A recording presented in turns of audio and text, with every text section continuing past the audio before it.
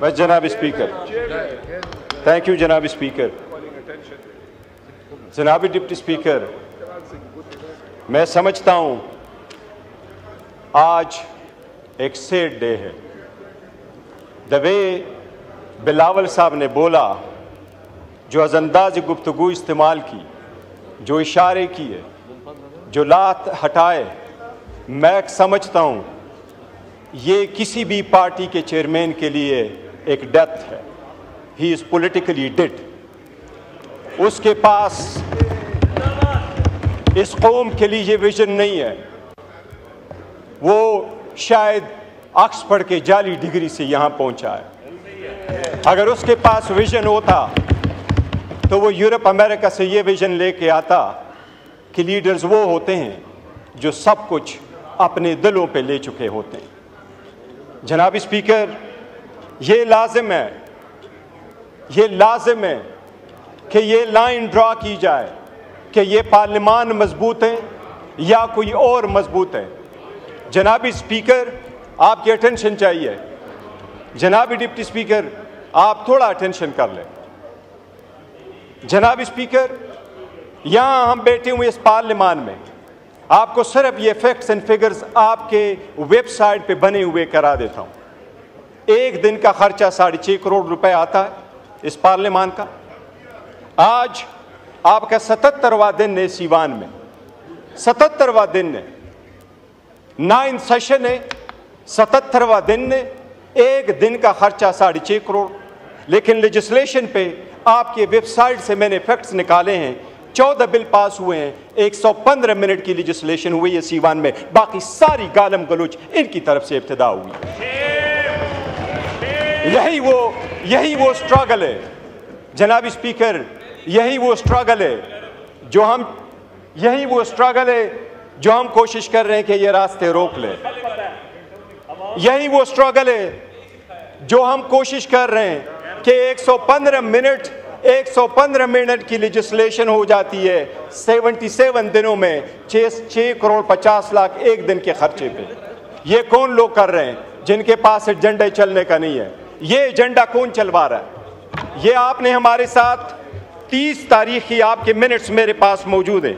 आपने मेरे पास मिनट्स भेजे कि आखिरी इजलास जो हमारे इस सेशन का होगा, ये उसका पैरा नंबर 3-4 से मैं पढ़ता हूँ। There will be no session in September 2024. The last day would be Friday if there is on the 6th of September. If 6th September is a close holiday, then September 5th. जनाब speaker, कल जिस तरीके से जिक्र किया है ख्वाजा आसिफ साहब ने, कल भी ख्वाजा आसिफ साहब बाहर गए थे।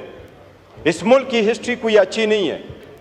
ये सारे अपने अपने ममालिक में देखे, अपने वक्त के हुकूमतों में देखे। इनकी हुकूमत में क्या हुआ है? यूसुफ रजा गिलानी साहब का बेटा सुप्रीम कोर्ट से गेट से अरेस्ट नहीं हुआ, उसी की हुकूमत थी। वजीर आजम अपना बेटे को नहीं बचा सका, कौन लेके गया उसको? क्या था वो? मौजूदा हुकूमत में अगर इतनी ही पावरफुल है, ख्वाजा साद रफीक को किसने अपलोड करवाया? अगर ऐसा ही है तो राजा साहब से मैं पूछता हूं, राजा साहब, आपकी पार्टी वजीर आजम के हटाने के बाद जब CAC की मीटिंग हुई है, जनाब डिप्टी स्पीकर आपको अच्छी तरह मालूम है, रात को यह फैसला हुआ शहाबुद्दीन साहब कल वजीर आजम होंगे। उसके घर लोग चले गए, उसको उठाया, राजा साहब वजीर आजम होंगे। आज बताओ किसने आपको वजीर आजम बनवाया था? आपकी CAC की पार्टी की हकीकत चली थी। बताएं आप। काजमी साहब आपके रिलीजियस मिनिस्टर थे, आपकी ही हुकूमत थी। बताए किसने उसको अरेस्ट करवाया था? आप बचा सके थे? यह ईवान कमजोर होता रहा है। बहुत अच्छी बात हो गई थी, हम इसलिए आगे की तरफ बढ़ना चाह रहे थे। ख्वाजा साहब ने कल प्रोटेस्ट किया था, हमारी वजह से नहीं। मेरे और इसकी कोई तलख कलामी नहीं हुई। मेरी ख्वाजा साहब की कभी तलख कलामी नहीं होती। पर एक बात जरूर हुई थी, ख्वाजा साहब ने कहा, और मैं कभी नहीं कहता जिस तरह ट्वीट की बात हो रही है, जनाब स्पीकर, ये जो जगह बैठी हुई है, हम बैठे हैं, ये हमारा ट्रुथ एंड रिकंसिलिएशन कमीशन नहीं है कि यहाँ एक दूसरे की सटल कर दे कि आप कितने बुरे थे, मैं कितना अच्छा हूं, आपने कितने लोगों को ज़द-ओ-कोब किया, मैंने कितने ज़द-ओ-कोब किया। लेकिन ये बात आपको वसूख के साथ कैसा हो, पूरी दुनिया कहती है कि आपकी हुकूमत में सबसे ज्यादा ह्यूमन राइट्स वायलेशन हुए। इतनी करज रखो कि ये मान लो। लीडर तख्तदार पे पहुंचते, आपने भुला ना भुट्टो को, लीडर तख्तदार पे पहुंचते हैं ताकि कौम बचे। वो कहते हैं जुल्म के खिलाफ हमने लड़ना है। जनाब स्पीकर, हम अगर कुर्बानी ना दे, मैं तो फर्स्ट टाइम इस असम्बली में हूं, ख्वाजा साहब तो मेरी उम्र से ज्यादा इस असम्बली में रहे, क्या हमने सीखा है, किस तरीके से आगे बढ़ना है। ख्वाजा साहब को मैंने ये लफ्ज़ सिर्फ कहा, मैंने कहा ख्वाजा साहब इस कमेटी में हम बैठे हैं, ये तो हमारी एक प्रपोजल थी, ये प्रपोजल सबसे पहले तो आपके अपोजिशन लीडर ने बनाया है। मैं इस बंदे को बड़ा दाद देता हूं, I am so proud of your legacy Umar, so proud of your legacy. ये लेगेसी है। बताएं 22 साल में एक लफ्ज कोई एक बंदे का निकाले कि इस ईवान से स्पंज हुआ, हम सारे बाहर चले जाएंगे। इस ईवान में जब 22 साल रहा है, एक लफ्ज कोई स्पंज होने वाला बताए। मैंने आपसे कल रिक्वेस्ट की थी ख्वाजा साहब से, मैंने कहा ख्वाजा साहब हम बड़े दिल खोल के आपके साथ बैठे हैं, हमें स्पॉइलर फिगर नहीं बनना चाहिए, हमें हेट फिगर नहीं बनना चाहिए, हमें अब आइसोलेट करके इस मैटर को रिजॉल्व करना चाहिए, डिफरेंसेस भूलने चाहिए। मैंने इनको ये गुजारिश की कि हमारे पॉलिटिकल अलायंस नहीं है, हमारे पॉलिटिकल डिफरेंसेस कभी एक नहीं हो जाएंगे। We and you could never ever be the same on the same page ever in life, but that doesn't mean we can not resolve the conflict, we got to move forward. मैंने उनको ये कहा कि ख्वाजा साहब, सबसे पहले Nelson Mandela का मैंने उनको मिसाल दी। मैंने कहा नेल्सन मंडेला अपार्थाइड के बाद आया तो उसने सबसे पहला काम जो किया, अपनी बीवी को डिवोर्स किया। लोगों ने उससे पूछा कि 14 साल जेल में रहे, बीवी आपके पास आती रही, वापस आए हो, गवर्नमेंट में जा रहे हो, तो बीवी को डिवोर्स कर रहे हो।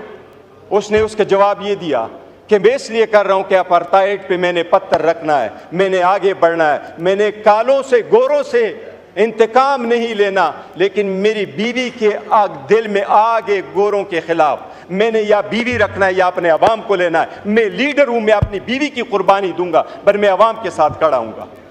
मैंने कहा ख्वाजा साहब, अगर आपका इतना दिल नहीं है कि मिनिस्टर होते हुए आप हमारे ग्रीवियंसेस नहीं सुन सकते, इस वक्त ग्रीवियंसेस हमारे हैं।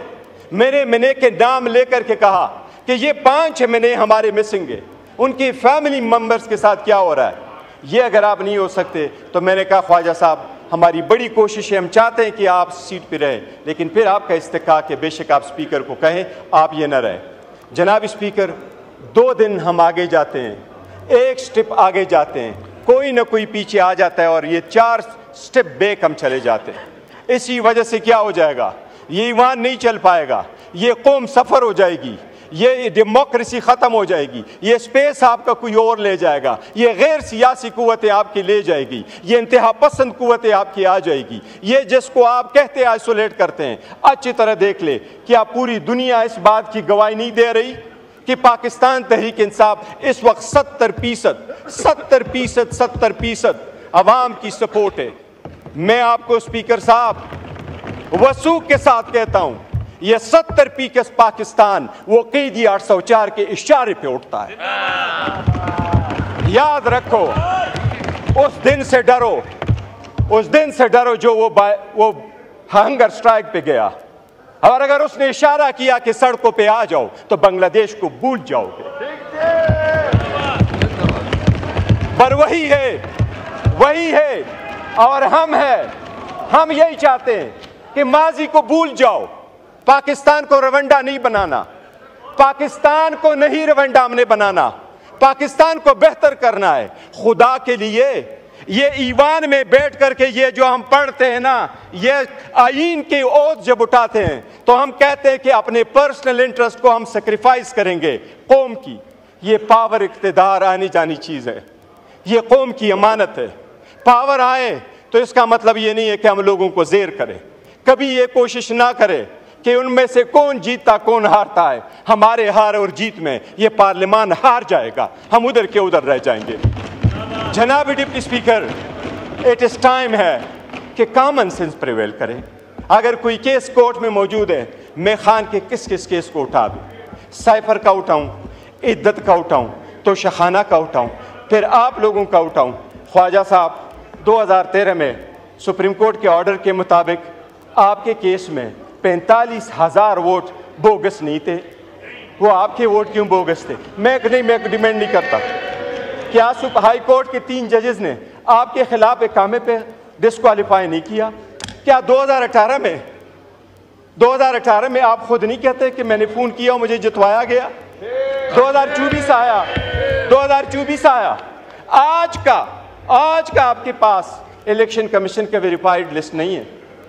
ख्वाजा साहब, मेरी सबसे दरख्वास्त है, पहले मैं अपने फिर आपसे, अगर हमने यहाँ अपनी आवाम की नुमाइंदगी करनी है तो भूल जाए हम में से कौन अच्छा है।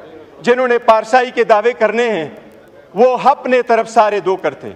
हमारे खानों में ये हम जो चाहते हैं बेहतर, हम ये चाहते हैं कि जो जनाब स्पीकर, आज मेरा एक अच्छा प्रोग्रेस हुआ है हमारी कमेटी में, एक अल्हम्दुलिल्लाह सब कमेटी बनी है।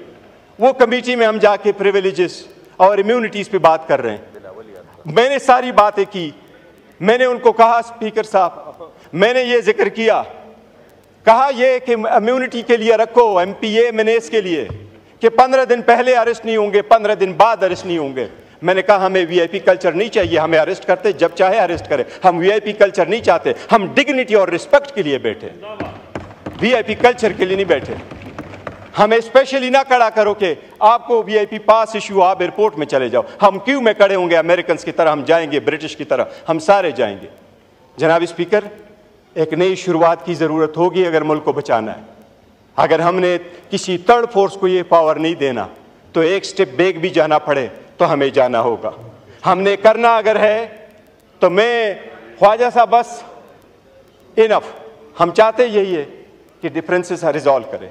अगर एक दूसरे को ये दिखाएंगे कि किसका कितना रोल था, तो हमरी कभी कभी लफ्ज़ इस्तेमाल नहीं करता वो हमाम का, लेकिन इसमें किसी की हालत अच्छी नहीं है। ये सबसे बड़ी कर्ज हो कि घर से इब्तिदा कर लें और अवाम के पास वो छोड़ दो कि वो क्या करे। इसका सारा फैसला जो है ना तारीख़ करेगी, पब्लिक हमें जज करेगी, और ये दिन ज़रे गुजर जाते हैं, वक्त आएगा अवाम हमें जज करेगी who is on the right side. शुक्रिया।